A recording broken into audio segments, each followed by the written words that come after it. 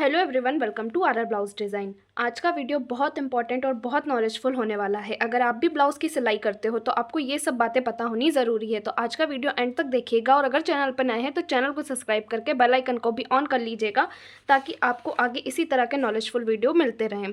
तो आज की वीडियो में मैं आपको ये सारे चार्ट एक्सप्लेन करने वाली हूँ। जब भी हम किसी कस्टमर का ब्लाउज़ बनाते हैं या खुद का भी ब्लाउज़ बनाते हैं तो किस तरह से ब्लाउज़ फार्मूला यूज़ करना होता है, फार्मूले को किस तरह से चेंज करना होता है। पूरी तरह से आपको फार्मूले के ऊपर डिपेंड नहीं होना है। अगर आप पूरी तरह से फार्मूले के ऊपर डिपेंड होकर किसी कस्टमर का ब्लाउज़ बना रहे हो या कटिंग कर रहे हो तो कभी कभी वो ब्लाउज़ बिगड़ भी सकता है। ऐसी बात नहीं है कि फार्मूला गलत है, लेकिन सब मेजरमेंट अलग अलग रहते हैं। कभी कभी कोई बॉडी में ज़्यादा डिफरेंस आ जाता है ना, आर्म होल की तरफ भी, अपर बस्ट में, फुल बस्ट में, तो उसके अकॉर्डिंग आपको फार्मूला को कैसे मॉडिफाई करना है ये आज की वीडियो में मैं आपको क्लियर करूंगी। साथ ही साथ एक एक चार्ट मैं आपको बता दूंगी यहाँ पे कि फार्मूला किस तरह से आपको यूज़ करना है, किसका क्या मीनिंग होता है। कमेंट आ रहा था मुझे बहुत से लोगों का कि मैं फार्मूला चार्ट क्लियर कर दूँ, किस तरह से उनको यूज़ करना होता है। तो यहाँ पर मैंने एक मेजरमेंट लिया हुआ है। मेजरमेंट भी बहुत डिफरेंट लिया है मैंने, जिनमें इनका अपर बस्ट ज़्यादा है और फुल बस्ट कम है। अपर बस्ट और फुल बस्ट में गैप को मैनेज करते हुए आज हम पूरे ब्लाउज़ की कटिंग देखेंगे और सारे फॉर्मूले भी हम यूज़ करेंगे। शोल्डर का फॉर्मूला, आर्म होल का फॉर्मूला, चेस्ट का फॉर्मूला, स्लीव का फॉर्मूला। तो आपको सारे फॉर्मूला भी क्लियर हो जाएंगे। एक बार आपने इन चार्ट को समझ लिया तो आप सारे साइज़ के ब्लाउज़ आसानी से बना पाओगे। तो चलिए वीडियो को स्टार्ट करते हैं। सबसे पहले मैं आपको बैक पार्ट समझाऊंगी, उसके बाद फ्रंट पार्ट और लास्ट में हम स्लीव कट करना देखेंगे। तीनों चीज़ में हम फॉर्मूले यूज़ करते हुए ही कटिंग करेंगे। कुछ भी एक्स्ट्रा डाउट आपको नहीं रहेगा, बहुत आसान तरीके से मैं आपको सब कुछ क्लियर कर दूंगी। तो सबसे पहले हम निशान लगाते हैं लेंथ के लिए। आपको देख लेना है कि आपके ब्लाउज़ की तैयार लंबाई कितनी है। ये भी आपके साइज़ के ऊपर ही रहेगा।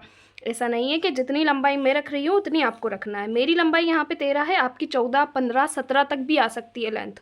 तो 13 में 1 इंच प्लस करके मैं निशान लगा लूँगी यहाँ पे 14 इंच पे। लंबाई में हमेशा हमें 1 इंच मार्जिन का प्लस करना होता है।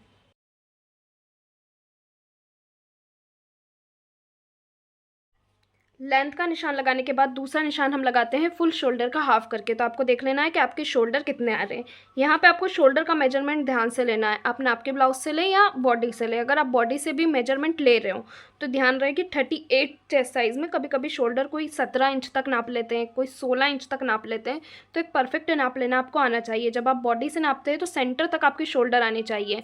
ज़्यादा दूर तक इंच टेप को नहीं लेके जाना है जहाँ पे आपकी स्लीव जॉइंट होने लगती है। इतना लंबा शोल्डर आपको नहीं नापना है, वरना अगर आप गलत मेजरमेंट लेके गलत चार्ट यूज़ करोगे तो फिर आपके शोल्डर उतरने लगेंगे। तो यहाँ पे फॉर्मूला तभी सही से यूज़ होगा जब आपका मेजरमेंट सही होगा। तो यहाँ पे जो मेरे फुल शोल्डर है 38 साइज़ के लिए वो 14.5 इंच के हैं। तो फुल शोल्डर का हाफ कर लूँगी मैं। हाफ करने के लिए आपको 14.5 को डिवाइड कर देना है 2 से, जितना भी आपका मेजरमेंट रहेगा। तो मेरा कितना आया 7.25 इंच। यहाँ से मैं हाफ करके निशान लगाऊंगी 7.25 इंच पे। ये मेरा फुल शोल्डर का हाफ है।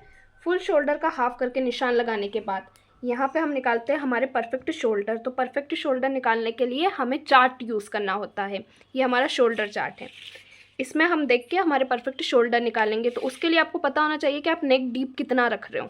इस चार्ट में जो फॉर्मूला दिया गया है ना, उसको नेक के अकॉर्डिंग ही दिया गया है कि जितना डीप आपका नेक रहेगा उतना शोल्डर आपको माइनस करना है। तो ये चीज़ मैं आपको एक्सप्लेन कर देती हूँ। सबसे पहले तो यहाँ साइड में बॉक्स बनाए हुए हैं जिनमें नेक के शेप दिए गए हैं। स्वीट हार्ट नेक है, वी नेक है, डीप नेक है और यहाँ पे हमारा राउंड नेक आ जाता है। इस तरह से आप नेक बना रहे हो, उसके अकॉर्डिंग आपको यहाँ से शोल्डर माइनस करना है। दूसरी चीज़ जो ऊपर लिखी गई है वो नेक डीप है आपका। ये जो मैंने यहाँ पे ब्लू कलर से लिखा हुआ है ना, ये ब्लू कलर से लिखा हुआ जो है वो आपका नेक डीप है। कि आप 7 इंच का गला रख रहे हो, 5 इंच का गला रख रहे हो या 11 इंच का गला रख रहे हो। और ये जो मैंने रेड लाइन से लिखा हुआ है ये आपको माइनस करना है। ये जो हमने हाफ शोल्डर रखे हुए हैं ना, फुल शोल्डर का हाफ करके, इसमें से कितना माइनस होगा ये आपको रेड लाइन वाली लाइन में देखना है, ठीक है ना। ये ब्लू लाइन आपका नेक डीप रहेगा, रेड जो है वो आपका यहाँ से माइनस होगा। तो अभी मैं अपनी नेक के डीप आपको बता देती हूँ कि मेरा नेक डीप कितना है। तो यहाँ से मैं जो नेक डीप रख रही हूँ वो मेरा है 8.5 इंच का। सिलाई का हाफ इंच प्लस करके मैं निशान लगा लूँगी 9 इंच पे। तो मेरा जो तैयार गला हो गया वो यहाँ से 9 इंच का हो गया। ये देखिए, ये मेरा 9 इंच का गला आ रहा है। तो ब्लू लाइन में मैं देख लूँगी कि 9 कहाँ पे लिखा है, नेक डीप कितना है। तो ये जो ब्लू लाइन जा रही है ना, इसमें मैंने नेक डीप देख लिया कि ये मेरा 9 इंच लिखा है। अब मुझे इसमें से माइनस कितना करना है, तो रेड वाला बॉक्स देखूंगी मैं।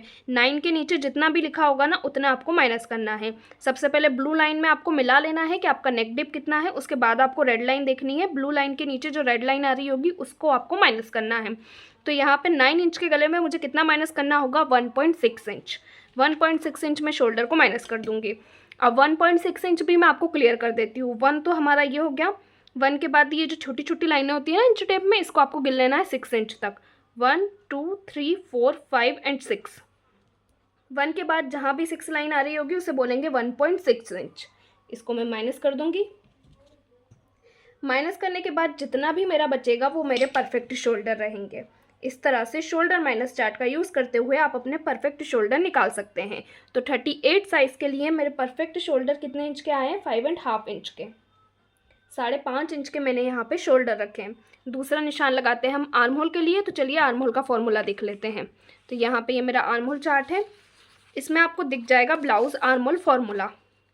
अब इसको भी मैं आपको क्लियर कर देती हूँ। एक साइड तो हमने लिखे हैं चेस्ट के साइज़ कि आपके चेस्ट का साइज़ क्या है, दूसरी तरफ रहेगा आपका फॉर्मूला। तो जब भी आपके चेस्ट का साइज़ 27 से लेके 39 इंच तक रहता है, आपको सिर्फ सिंपली एक फॉर्मूला यूज़ करना है। जो भी चेस्ट का साइज़ रहेगा उसे डिवाइड 6 कर देना है। बाकी 40 से प्लस जा रहा है या 40 भी आपके चेस्ट का साइज़ है तो chest divide 6 minus half inch. Chest को सबसे पहले डिवाइड 6 करना है, जितना भी आएगा उसमें से आपको हाफ इंच माइनस कर देना है। और अगर आपके चेस्ट का साइज़ 44 प्लस चला जाता है, 45 हो गया, जैसे किसी का 46 रहता है, किसी का 48 रहता है, तो चेस्ट डिवाइड 6 माइनस 1 इंच, ये आपका फॉर्मूला रहेगा। क्लियर हुआ? तो अभी तो मेरे चेस्ट का साइज़ फर्स्ट लाइन में आ रहा है 27 से लेके 39 तक, और मेरे चेस्ट का साइज़ कितना है? 38। यहाँ पे जो मैं चेस्ट साइज़ देख रही हूँ ना, वो मैं अपना अपर बस्ट नहीं देख रही हूँ। मैंने हर फॉर्मूले में अपना फुल बस्ट ही यूज़ किया है। तो आपका जो भी फुल बस्ट रहेगा आपको वो यूज़ करना है, ना कि अपर बस्ट यूज़ करना है। तो अभी मेरा जो फुल बस्ट है वो 38 इंच का है, उसको मैं डिवाइड 6 कर लूँगी। 38 डिवाइड 6 कितना आ गया मेरा? 6.3 इंच। तो यहाँ से मेरा आर्म होल का फॉर्मूला कितना रहेगा? 6.3 इंच। यहाँ से मैं निशान लगाऊंगी 6.3 इंच पे। शोल्डर है मेरे 5.5 इंच के। आर्म होल से शोल्डर वाली लाइन को मिलाएंगे और चेस्ट लाइन को भी स्ट्रेट कर लेंगे। अब हम निशान लगा लेंगे चेस्ट के लिए। चेस्ट है मेरा 38 इंच का, डिवाइड 4 करके मैं निशान लगाऊंगी 9.5 इंच पे। 1.5 इंच का सिलाई मार्जिन रहेगा। यहाँ पे मैं अपर बस्ट के लिए भी निशान लगा देती हूँ। अपर बस्ट है मेरा 34 इंच का, डिवाइड 4 करके मैं निशान लगाऊंगी 8.5 इंच पे। वेस्ट के लिए भी निशान लगा लेंगे। तो वेस्ट है मेरी 33 इंच की, उसे भी डिवाइड 4 करूँगी तो मेरा आएगा 8.25 इंच। 2.5 इंच का वेस्ट में मार्जिन रहेगा। चेस्ट लाइन से वेस्ट लाइन को मिला लेंगे। अब देखिए यहाँ जो अपर बस्ट और फुल बस्ट है ना, उसमें मेरा पूरा 1 इंच का गैप जा रहा है। कभी कभी ऐसा हो जाता है कि किसी का अपर बस्ट तो बहुत कम होता है और फुल बस्ट बहुत ज़्यादा होता है, तो ऐसे ब्लाउज़ों में फिटिंग डालने में बहुत ज़्यादा परेशानी आती है। अब यहाँ पे हम निशान लगाएंगे आर्म होल गोलाई के लिए। तो इसके लिए भी आपको फॉर्मूला ही देखना है, क्योंकि ये जो गोलाई का निशान है ना वो सब में सेम नहीं लगता है, ये भी साइज़ के अकॉर्डिंग आपको लगाना होता है। तो उसके लिए होता है हमारा arm hole cross marking chart, कि यहाँ से आर्म होल की क्रॉस मार्किंग कितने इंच पे होगी। तो सेम इसमें भी एक साइड मैंने आपको चेस्ट के साइज़ लिख दिए हैं, दूसरी साइड आपको कितना गोलाई का निशान लगाना है वो लिखा है। तो यहाँ पे जो 2 बॉक्स बने हुए हैं ये दोनों पार्ट के लिए हैं। ब्लाउज़ के बैक पार्ट में कितने इंच पे निशान लगाना है और फ्रंट पार्ट में कितने इंच पे निशान लगाना है, क्योंकि कभी भी किसी भी ब्लाउज़ में ब्लाउज़ का बैक पार्ट और फ्रंट पार्ट दोनों में आर्म होल का निशान अलग अलग इंच पे लगता है। दोनों के जो आर्म होल है वो अलग अलग इंच पे कट होते हैं, कभी भी सेम कट नहीं होते हैं।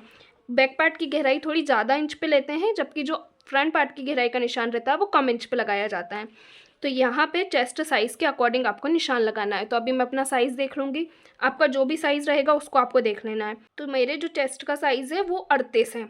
तो 38 मेरा सेकेंड वाली लाइन में आ रहा है। 32 से लेके 39 इंच तक का जब भी आपके चेस्ट का साइज़ रहेगा, बैक पार्ट में आर्म होल क्रॉस मार्किंग का निशान आपको लगाना है 1 इंच पे। अगर आपके चेस्ट का साइज़ 28 है या 30 है ना, तो आपको 0.75 इंच पे लगाना है, और 40 से ज़्यादा है तो आपको निशान लगाना है 1.25 इंच पे।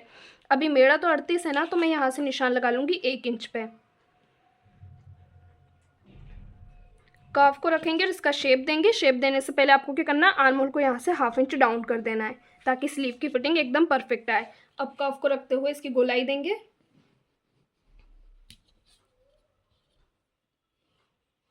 अब देखिए फॉर्मूले के अकॉर्डिंग मैंने अपना आर्म होल यहाँ पे रेडी कर लिया है, लेकिन आर्म होल रेडी करने के बाद आपको मेजरमेंट के अकॉर्डिंग भी आर्म होल को चेक करके देखना है। जैसे कि आपने गोलाई 9 इंच नापी होगी, 8 इंच नापी होगी, उसके अकॉर्डिंग आपकी ये गोलाई रेडी होनी चाहिए। तो सबसे पहले यहाँ से 1/2 इंच जितना शोल्डर हम माइनस करेंगे जो स्टिचिंग में जाएगा। इससे मैं अपनी आर्म होल की गोलाई को नाप के देख लूँगी और मैं अपने अपर बस्ट पे गोलाई को नापूंगी, क्योंकि जब हम ब्लाउज में फिटिंग डालते हैं तो अपर बस्ट के अकॉर्डिंग ही हम फिटिंग डालते हैं। तो आर्म होल आपका अपर बस्ट पे कितने इंच पे रेडी हो रहा है ये आपको देख लेना है। तो यहाँ से इस तरह से मैं गोलाई को नाप लूँगी। यहाँ पे जो मेरी गोलाई रेडी हो रही है वो रेडी हो रही है 7.75 इंच पे, जो कि मेरे मेजरमेंट के अकॉर्डिंग ही है। लेकिन अगर आपके मेजरमेंट के अकॉर्डिंग ये गोलाई नहीं आती है तो फिर आप इसे चेंज कर सकते हैं, वरना आर्म होल की तरफ से ब्लाउज आपको टाइट हो जाएगा या लूज़ हो जाएगा। यहाँ पे अगर आपने आर्म होल की गोलाई 9 इंच नापी है तो फिर आप इसको बड़ा कर लीजिए, 7 इंच नापी है तो फिर आपको इसको छोटा करना है। लेकिन आप जब फॉर्मूला अप्लाई करते हो, आर्म होल की गोलाई देते हो, उसके बाद इसको ज़रूर नाप के देखिएगा, तभी ब्लाउज़ की फिटिंग एकदम परफेक्ट आएगी। आर्म होल का कॉन्सेप्ट आपको क्लियर हुआ। अब हम निशान लगा लेंगे नेक के लिए। तो यहाँ से नेक की विड्थ में रखूँगी 2.25 इंच। नीचे की तरफ से मैं यहाँ से इसको रखूँगी 2.75 इंच। एक बॉक्स बनाएंगे और गले का शेप देंगे।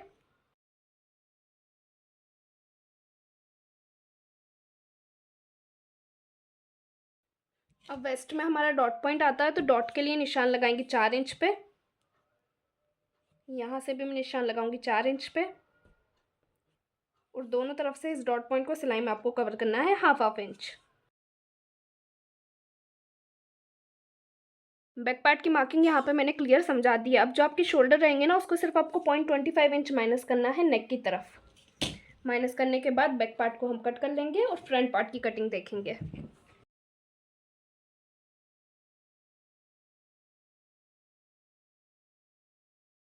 बैक पार्ट को साइड में रख लेंगे और अपने फ्रंट पार्ट को कट करना देख लेंगे। तो लाइनिंग वाले फैब्रिक का दूसरा साइड में यहाँ पे रख लूँगी। अब देखिए फ्रंट पार्ट का जो मेरा पैटर्न है वो 4 डॉट विद बेल्ट है। अब जब भी हम 4 डॉट विद बेल्ट ब्लाउज बनाते हैं तो जितनी लंबाई हमने अपने बैक पार्ट में रखी होती है उससे 1 इंच ज़्यादा लेंथ हमें अपने फ्रंट पार्ट में रखनी होती है। तो यहाँ पे सबसे पहले मैं निशान लगा लूँगी लेंथ के लिए। बैक पार्ट में मेरी लेंथ है 14 इंच, फ्रंट पार्ट में मैं लेंथ का निशान लगाऊंगी 15 इंच पे।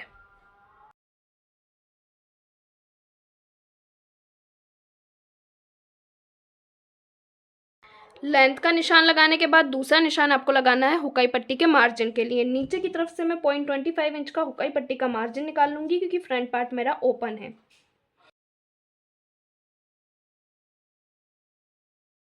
शोल्डर हमने निकाले हुए 5.5 इंच के, तो यहाँ से मैं निशान लगाऊंगी 5.5 इंच पे। आर्म होल निकाला है हमने 6.3 इंच का। शोल्डर से आर्म होल वाली लाइन को मिलाएंगे और चेस्ट लाइन को स्ट्रेट करेंगे।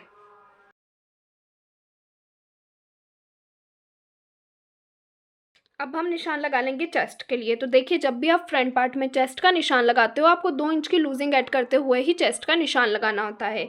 जितना भी आपके चेस्ट का साइज़ रहेगा उसमें आपको प्लस करना है 2 इंच, और ये आपका फुल बस्ट ही रहेगा। और जो भी आएगा ना उसको आपको डिवाइड 4 कर लेना है।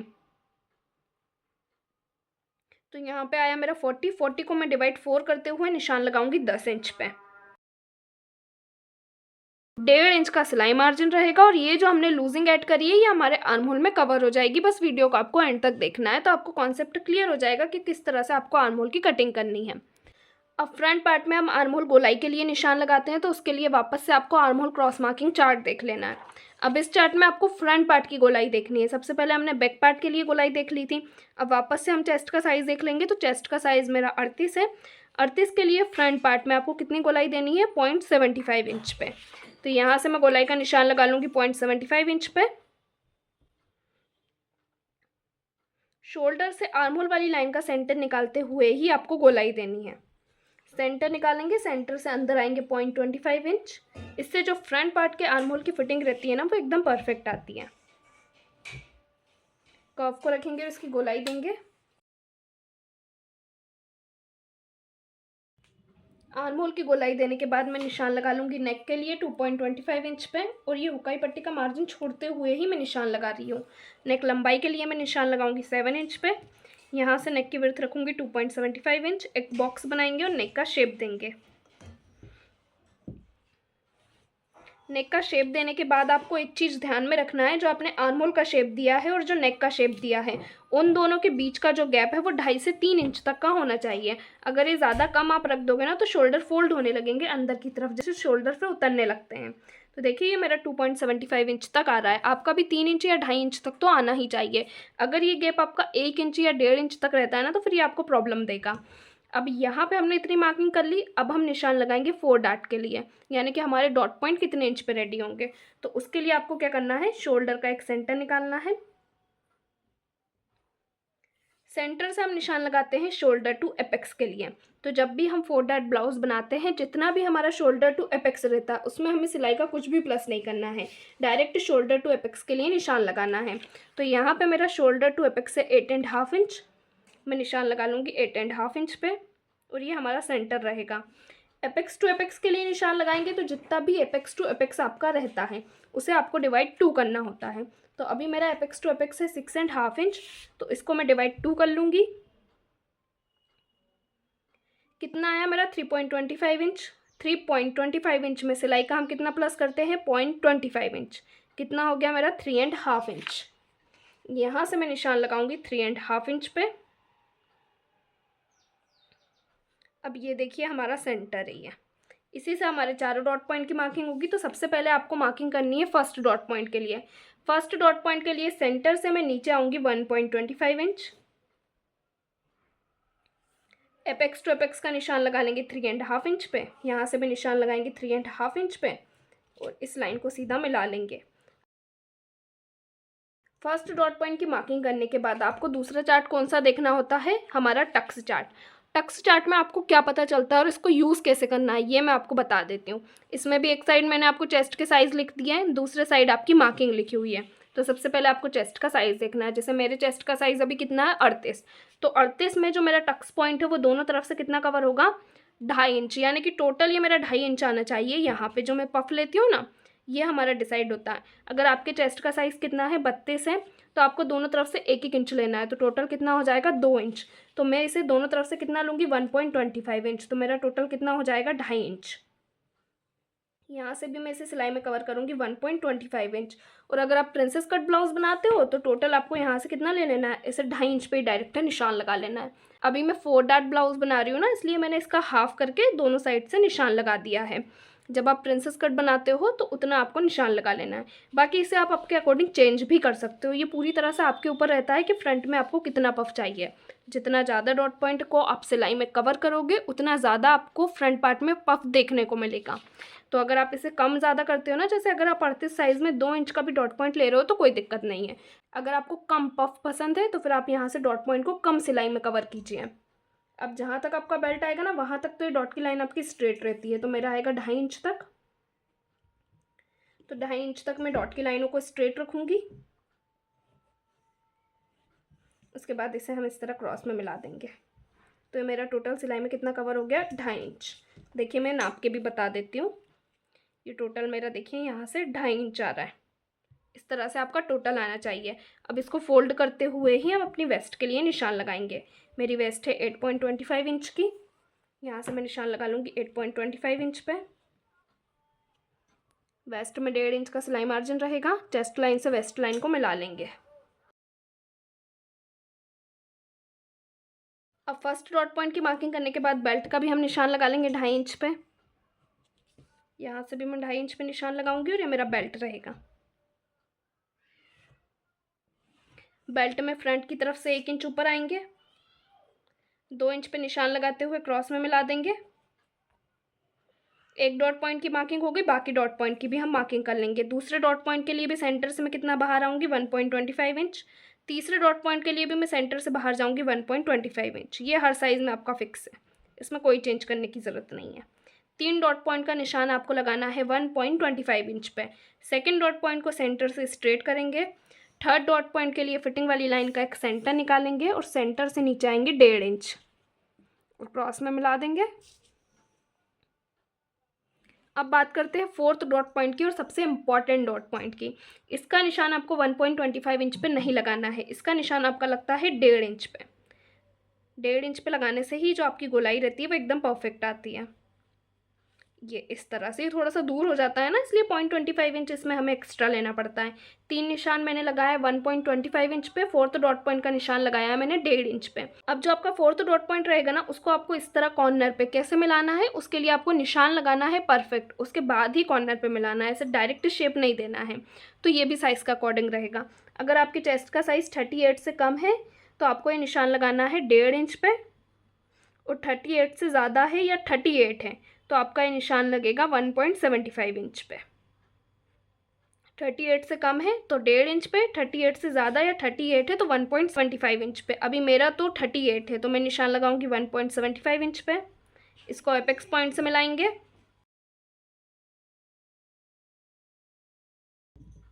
चारों डॉट पॉइंट की मार्किंग हमारी कंप्लीट हो चुकी है। तीनों डॉट पॉइंट को सिलाई में कितना कवर करना है ये देख लेंगे। तो सेकंड वाले को और थर्ड वाले को सिलाई में आपको दोनों तरफ से कवर करना है 0.25 इंच।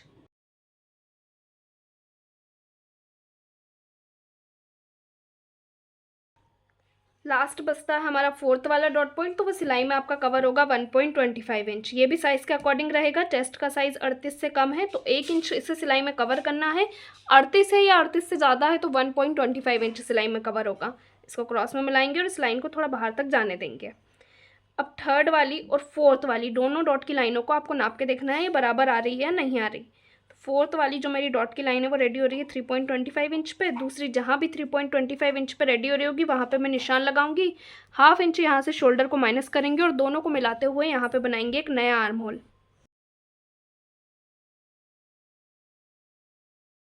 इसी तरह से थर्ड वाली डॉट की लाइनों को भी चेक करेंगे। फर्स्ट रेडी हो रही है 7.75 इंच पे।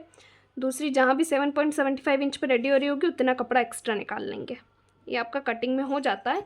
स्टिचिंग करते टाइम क्या थोड़ा सा बराबर नहीं आता है, इसलिए इस चीज़ का आपको ध्यान रख लेना है। यहाँ पे फ्रंट पार्ट भी आपका कंप्लीट हो चुका है।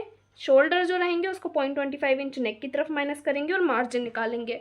तो मार्जिन तो आपको कहीं भी इसमें लेने की ज़रूरत नहीं है, सिर्फ बेल्ट में आपका नीचे की तरफ से मार्जिन आएगा 0.25 इंच का। बेल्ट में अगर आप हाफ इंच तक का कपड़ा सिलाई में कवर कर रहे हो तो आप हाफ इंच तक का मार्जिन भी निकाल सकते हो। मुझे ज़्यादा कपड़ा नहीं लगता है तो मैं यहाँ से 0.25 इंच का मार्जिन निकालूंगी। क्लियर हुआ किस तरह से क्रॉस मार्किंग चार्ट यूज़ करना है और टक्स चार्ट आपका यूज़ होगा। फ्रंट पार्ट को भी हम कट कर लेंगे।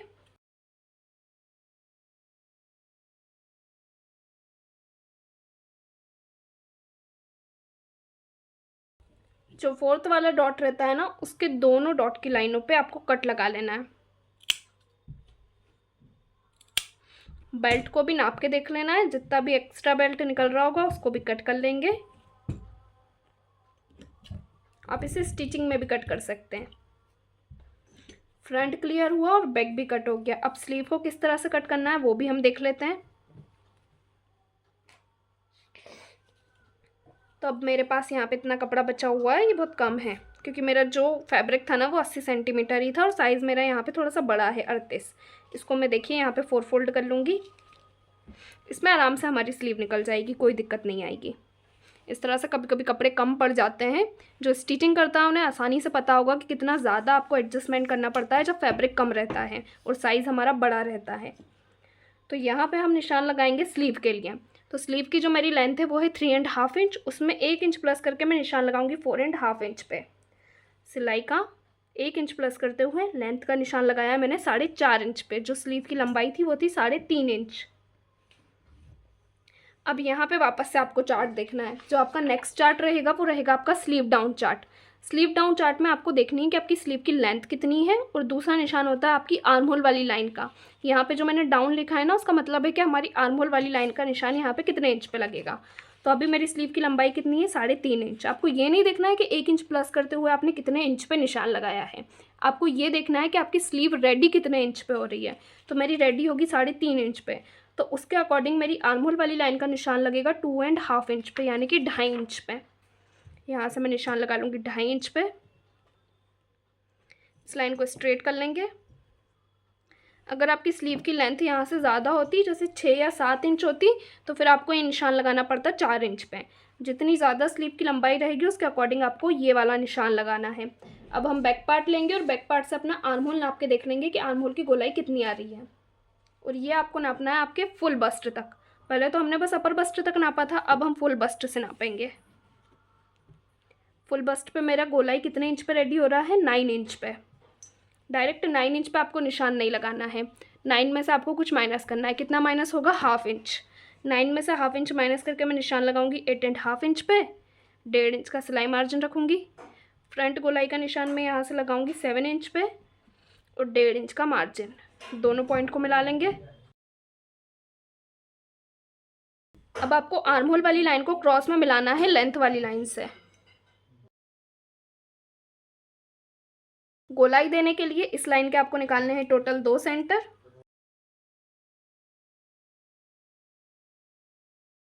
फर्स्ट सेंटर से 0.25 इंच ऊपर आएंगे, सेकंड सेंटर से 0.25 इंच अंदर की तरफ जाएंगे और नीचे से 1 इंच पे निशान लगाते हुए इसकी गोलाई देंगे। और जो मार्जिन वाली लाइन रहेगी ना, उससे भी आपको 1 लाइन जितना अंदर की तरफ आते हुए इसको कट करना है।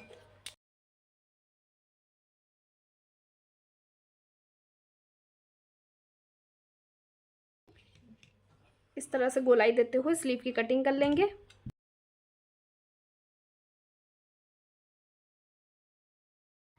स्लीव को कट करने के बाद स्लीव के सेंटर पे कट लगाना है और फ्रंट पार्ट के लिए गोलाई देनी है। फ्रंट पार्ट के लिए जब हम गोलाई देते हैं तो जो सेंटर पे कट लगाया है उससे 1/2 इंच ऊपर आना है। जो आपने फर्स्ट सेंटर निकाला था उससे 0.25 इंच अंदर की तरफ आते हुए फ्रंट पार्ट की गोलाई देंगे।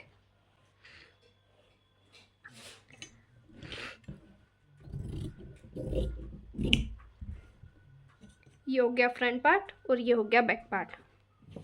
तो यहाँ पे स्लीव की कटिंग क्लियर हुई आपको।